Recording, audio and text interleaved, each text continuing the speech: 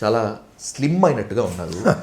Jail జీవితాన్ని enjoy చేశారా, లేకపోతే ఎందుకు వచ్చిన తలనొప్పిరా బాబు, ఒక్క టంగ్ స్లిప్ కాకపోయింటే ఈ బాధ ఉండేది కాదు అనుకున్నారా? ఇప్పుడు అలా అనుకోలేదు, అనుకోను కూడా. జైలు జీవితాన్ని 18 రోజుల జీవితాన్ని ఎంజాయ్ చేశాను. దానిలో ఏ విధమైన సందేహం లేదు. ఏదో మీడియా ముందు గొప్పల కోసం చెప్పే మాట కూడా కాదు. That is my feeling.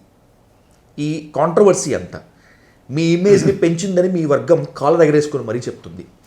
న్యూట్రల్గా ఉండేటువంటి పీపుల్, కాస్త బుద్ధిజీవులు, ప్రజాస్వామికవాదులు, మేధావులు, విద్యావంతులు అంబటి రాంబాబు గారికి ఉన్న ఇమేజ్ కంప్లీట్గా డ్యామేజ్ అయింది అంటున్నారు. మీరేమనుకుంటున్నారు?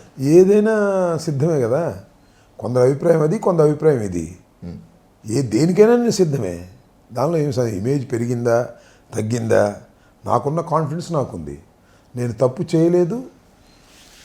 చేయలేదు కాబట్టి నాకున్న కాన్ఫిడెన్స్ డిఫరెంట్గా ఉంటుంది. ఐడెంటిటీ క్రైసిస్ సిండ్రోమ్తో అంబటి రాంబాబు గారు బాధపడుతున్నారు కాబట్టి కావాలని కాంట్రవర్సీ తెచ్చుకున్నారు. నాకు అసలు ఐడెంటిటీ, ఈ కాంట్రవర్సీకి ముందు నాకు ఐడెంటిటీ లేదా?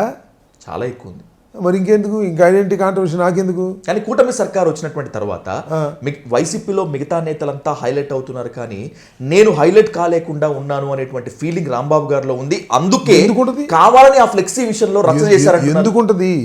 అది కావాలని ఫ్లెక్సీ విషయంలో రచ్చ చేయాలనుకుంటే కొన్ని చోట్ల ఫ్లెక్సీకి వెళ్ళి చించేశారు. నేను చించలేదే. అక్కడికి వెళ్ళి మీటింగ్ పెట్టి ఇది తప్పు అని చెప్పొచ్చా, తీసేయండి అని చెప్పా.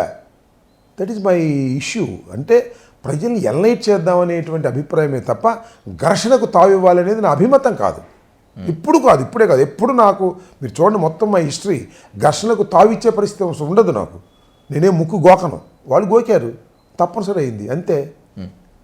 రాంబాబు గారు బూతులతో విరుచుకుపడ్డారు కాబట్టే మేము బూతులతో విరుచుకుపడ్డామని చెప్పి ఒక ఇద్దరు పేర్లు, భీమనేని వందనాదేవి గారు, లేకపోతే డేగల ప్రభాకర్, మిగతా వాళ్ళంతా సో అండ్ సో అని చెప్తున్నారు.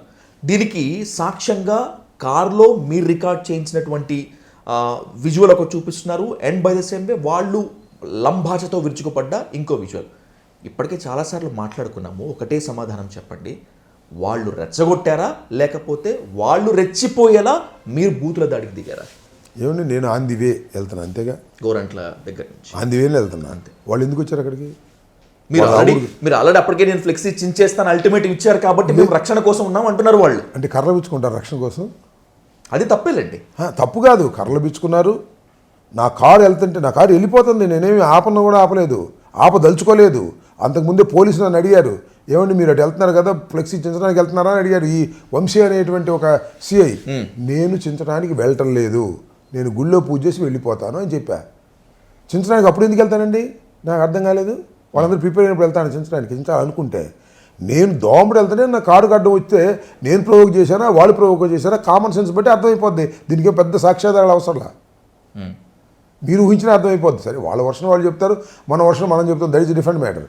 మరి అంతగా నేను ఒక్కటే గుర్తు సాధు గారు, వెళ్ళి చించకోకుండా వార్నింగ్ ఇచ్చి రావాల్సిన కారణం ఏంటి? నెంబర్ 2, నేను నిజంగా బూతులు తిట్టితే, మనస్ఫూర్తిగా అనుకుని తిడితే క్షమాపణ చెప్పవలసిన అవసరం ఏంటి? ఎంబటే రియలైజేషన్ రావాల్సిన అవసరం ఏంటి? ఈ 2 పాయింట్లు చాలవా?